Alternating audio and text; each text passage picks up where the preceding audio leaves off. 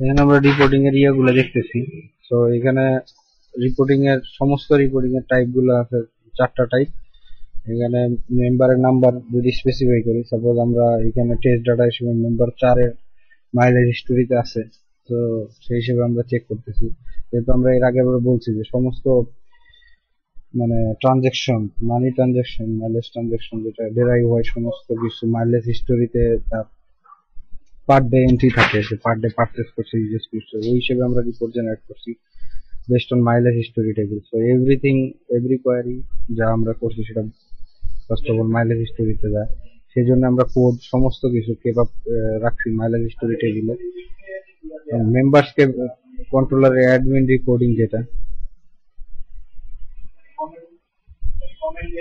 এই হলো অ্যাডমিন টেবিলের টোটাল ইয়া। সেইখান থেকে আমরা যেটা সিলেক্ট করে দিই সেই হিসেবে member number generate member date এর উপর বেস করে এখানে আমরা পাই। আমরা এখানে প্রেজেন্টেশন করছি, লিমিট 10টা করে দিছি। Admin reporting from date to date নিজেদের মধ্যে মতো করে এখানে প্রসেস করে নিছি। মেম্বার নাম্বার, রিপোর্ট টাইপ,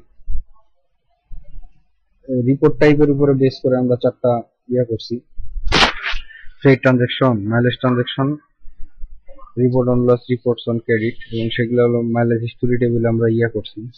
এই হলো mileage history table, Fred transaction, প্রত্যেকটার আমরা এখানে ইয়া করছি, ডিজার্ট ফাংশন বানাইছি এবং সেই হিসেবে কোয়ারি করছি, এবং সবগুলো আমরা দেখবো যে মাইলেজ হিস্টোরি টেবিল, শিপমেন্টের কননোট নাম্বার, মানে কতগুলো শিপমেন্ট হয়েছে আর কি। যদি আমরা এটা ভিজুয়ালি ইয়েতে দেখি, 6-18 মানে এই 2 দিনের আমাদের শিপমেন্ট দিছি আমরা। মেম্বার নং এত, মেম্বারের ফি কত লাগছে, ফ্রেটের কস্ট কত হয়েছে, এবং প্রফিট লস কত হয়েছে, এবং মার্জিন কত ছিল আর কি, সেটা আমরা অ্যাকচুয়ালি ক্যালকুলেট করছি। তার রিজন আমরা ক্যালকুলেট করছি। মেম্বার ফি দিছি আমরা 9.5 টাকা করে। আবার ফ্রেটের টোটাল ফ্রেটের কস্ট লাগছে 29.50, এবং প্রফিট 20, এবং মার্জিন আমরা যেটা এই ফ্রেটে আমাদের টোটাল মার্জিন কত লাগছে 12%, সেটা আমরা এখানে ইয়া করছি। সেটা আমরা কিভাবে দেখছি, কননোট নাম্বার নিয়েছি শিপমেন্ট টেবিল থেকে, কোট অ্যামাউন্ট শিপমেন্ট টেবিল থেকে, অ্যাকচুয়াল অ্যামাউন্ট সেটা হলো আফটার রিকনসিলেশনের পরে যে অ্যাকচুয়াল অ্যামাউন্ট সেটা নিয়েছি। রিজন বের করছি, প্রফিট লস কিভাবে total adjustment during reconciliation, actual amount, quote amount, সেখান থেকে আমরা টোটাল প্রফিট লসটা দেখাইছি। এবং মার্জিনটা গমিটো মার্জিন টেবিল থেকে, ইনভয়েস টেবিল থেকে গমিটোর যে মার্জিন এই শিপমেন্টের এগেনস্টে, সেটা আমরা ইয়ে করছি। আমরা প্রত্যেকটা একটা ইনভয়েস টেবিল রাখছি, সেটা হলো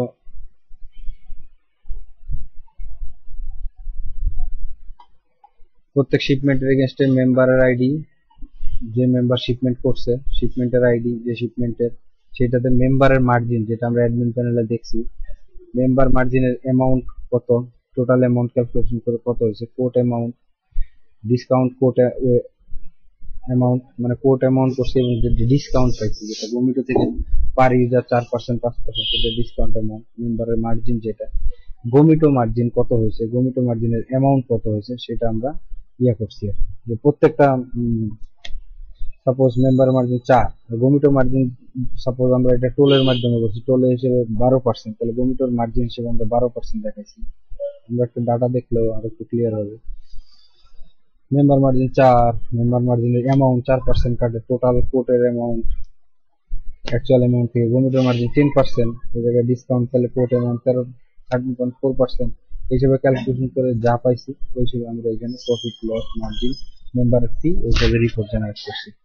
এখন আমরা নেক্সট দেখবো mileage purchase report. Mileage purchase report যেহেতু আমাদের ডাটা এখানে আছে মাইলেজ হিস্টোরিতে 13 আর 14, ওই হিসেবে আমরা ওইটাই হিসেবে কনসিডার করতেছি। June 13,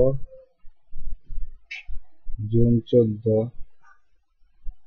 mileage purchase, member number 4 market, সেটা আমরা জানি, আমরা দেখছি এর আগে 4 নাম্বার, আমরা অ্যাডমিন প্যানেলে গেলেও দেখতে পাবো।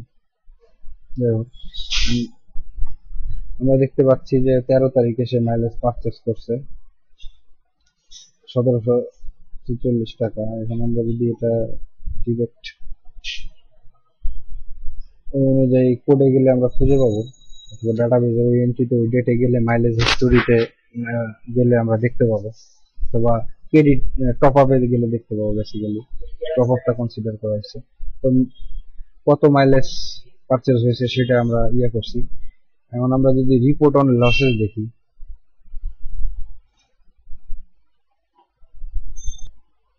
আমরা বেসিক্যালি ডেট কনসিডার করতেছি 6/13/14 থেকে অনওয়ার্ডস, 6/13/20, সরি 6/20/14। তো ওই হিসেবে আমরা এটা দেখতেছি হলো report on losses. Report on losses basically car car course এবং কার কার সাসপেন্ড স্ট্যাটাস আছে এবং তার ব্যালেন্স কত সেগুলো নিয়ে আসছে। রিপোর্টিং অন ক্রেডিট দিবেন, কাকে কত টাকা কি হিসেবে দেখা হয়েছে সেটা আমরা যদি দেখি এখানে অনুরূপ ভাবে।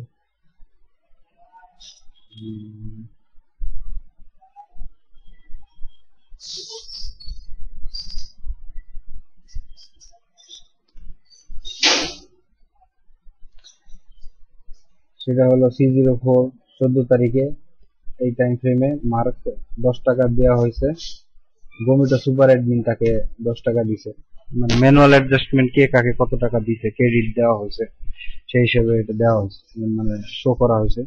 তো এগুলা ডিটেলস আমরা এক এক করে দেখি। কারণ আমরা প্রত্যেকটা রিপোর্টের কোড ডিটেলস দেখবো। ফেড ট্রানজাকশন অলরেডি আমরা দেখছি, এখন আমরা মাইলেজ পারচেস দেখবো। মাইলেজ পারচেস,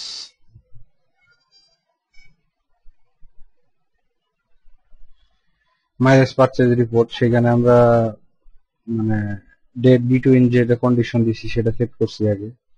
কন্ডিশনের member ID, mileage history member ID থেকে, যেহেতু আমাদের প্যারেন্টেবল মাইলেজ হিস্টোরি, ওই হিসেবে মাইলেজ হিস্টোরির মেম্বার থেকে মাইলেজ হিস্টোরি থেকে লেফট জয়েন করছি। সেটা হলো টপ আপের যে সেটা নিছি, এবং ক্রেডিট ইউজেসটা নিছি, মানে কত ক্রেডিট কিভাবে ব্যয় হয়েছে সেটা করছি। এবং আমরা ডিসপ্লে করছি যে এভারেজ পার ইয়ার এভারেজ কত হয়েছে, যে সে এভারেজ পার উইক স্পেন্ড, মাইলেজের রেট কত হয়েছে, মাইলেজ ইউজ কত হয়েছে, ওই ডেটের এগেনস্টে total manual adjustment, manual credit use কত হয়েছে, টোটাল ক্রেডিট শিপমেন্টে কিরকম খরচ হয়েছে, আর টোটাল ম্যানুয়াল অ্যাডজাস্টমেন্ট কত হয়েছে, এভারেজ উইক স্পেন্ড, এভারেজ ইয়ার স্পেন্ড, ডেট, মাইলেজ হিস্টোরি, ক্রেডিটের মেম্বার আইডি, ওনার name,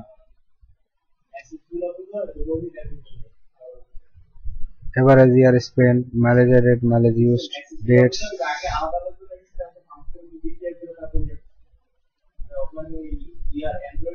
credit uses, top ups, সেগুলা বলা আছে মাইলেজ পারচেজ রিপোর্টে। রিপোর্ট অন লস যেটা, সেটা সিমিলার, এখানে রিপোর্ট অন লস ফাংশন আছে। রিপোর্ট অন ক্রেডিট, মানে কাকে কোন ম্যানুয়ালি কাকে কত ক্রেডিট গিভেন করা হয়েছে। তো ম্যানুয়াল অ্যাডজাস্টমেন্ট সেটা টপ আপ টেবিল থেকে নেওয়া হয়েছে, যে কাকে ওই তারিখে কার কত এন্ট্রি আছে, রিজন, ডেট এবং কে দিছে সেটার first name last name bring করে নেওয়া হয়েছে, সেটা আমরা দেখতে পাচ্ছি। তো এবং এটা লেফট জয়েন করা হয়েছে টপ আপ টেবিলের উপরে। এটা সবচেয়ে ইজি রিপোর্ট ছিল মাইলেজ পারচেস। তারপরে report on credit, report on losses, mileage purchase. এখন আমরা রিপোর্ট অন লসেসটা দেখি।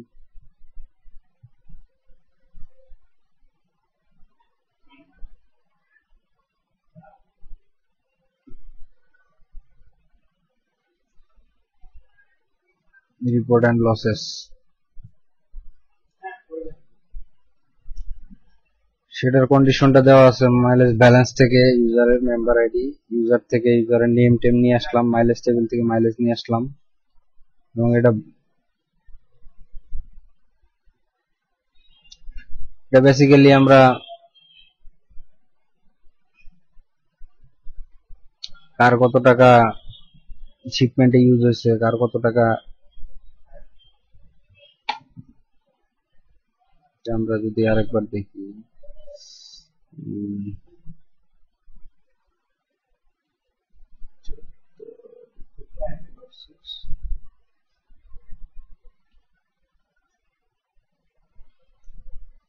ও, এটা basically report on losses, basically এটা স্ট্যাটাস করছে আর কি। কার স্ট্যাটাস কোনটা ক্লোজ কি। সো এটা ইউজার টেবিলে কোয়ারি হয়েছে, আর মেম্বার টেবিলের মাইলেজের জন্য মাইলেজ টেবিলের ব্যালেন্স রিট্রিভ করার জন্য। সো মেম্বার টেবিলের স্ট্যাটাস, ইউজার টেবিল থেকে first name last name, member নাম্বারটা আছেই, এবং এটা মাইলেজ থেকে ব্যালেন্স। তো এইসব থেকে আমাদের ইয়াটা নেওয়া হয়েছে। তো ওভারঅল মোটামুটি রিপোর্টিং এর এটা 4টা রিপোর্ট এখানে ডিসপ্লে করে। অনুরূপ ভাবে আমাদের নরমালি যদি আমরা একটা ইউজারের রিপোর্টিং দেখি,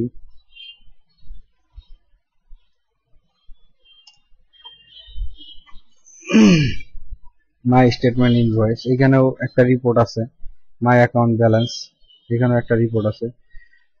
সো এটাও আমরা দেখতে পারবো আর কি।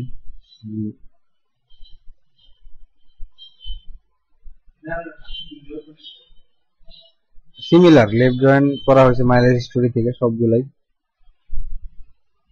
Similar report. Mileage use, total mileage use, total per day হিসেবে একটা সিমিলার আগের 4টা রিপোর্টের উপর বেস করে এটা করা হয়েছে। মাই স্টেটমেন্ট ইনভয়েস 3টা টেবিল থেকে শুধু করা হয়েছে।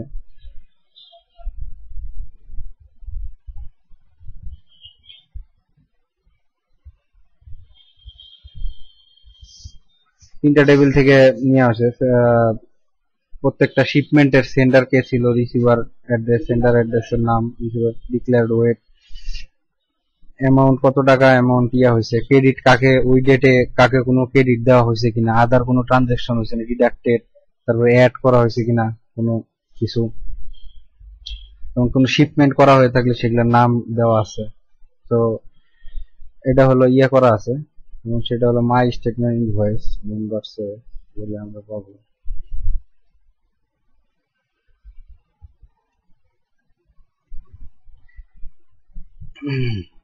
সিলেক্টের এখানে 3টা টেবিল থেকে নেওয়া হয়েছে। এক হলো শিপমেন্ট টেবিল, এক ক্রেডিট ইউজেস, আর এক হলো টপ আপ। এই 3টা টেবিল থেকে নেওয়া হয়েছে, এবং 3টা টেবিল থেকে আমরা টোটাল 4টা ফিল্ড ডিফাইন করছি জায়গায়। Actual, declare, con note number, shipment actual, মানে সবগুলো সেন্ডার রিসিভার ক্রেডিট ইউজার্সে নাই, অথবা টপ আপের কিছু ফিল্ড ক্রেডিট ইউজার্সে নাই, অথবা শিপমেন্টের কিছু ফিল্ড। এই জন্য আমরা তিনটা করে ভার্চুয়াল ফিল্ড ক্রিয়েট করছি, এবং যে সব ফিল্ড কননোট নাম্বার যেহেতু টপ আপে নাই অথবা ক্রেডিট ইউজার নাই, সেই জায়গায় এটা এমটি রাখছি। এবং যেসব ফিল্ড এই জায়গায় আছে কিন্তু এই জায়গায় নাই, সেসব এই জায়গায় আবার এমটি করে করা হয়েছে। যেমন actual weight, declared weight, declared weight, এই জিনিসগুলো আমরা এখানে এমটি হিসেবে রাখছি। আবার কননোট যেটা এখানে আছে সেটা আবার এখানে এমটি করে দেখানো আছে। তো এবং পরে ইউনিয়ন করছি যাতে প্রত্যেক ডেটের এগেইনস্টে অ্যাটলিস্ট এই রো গুলো আমরা ওইভাবে একইভাবে ডিফাইন করতে পারি। যেহেতু রো মিসম্যাচ আছে এই জন্য আমরা এই জায়গায় ইউনিয়ন করছিলাম। এটা আমাদের রিপোর্টিং শেষ এখন।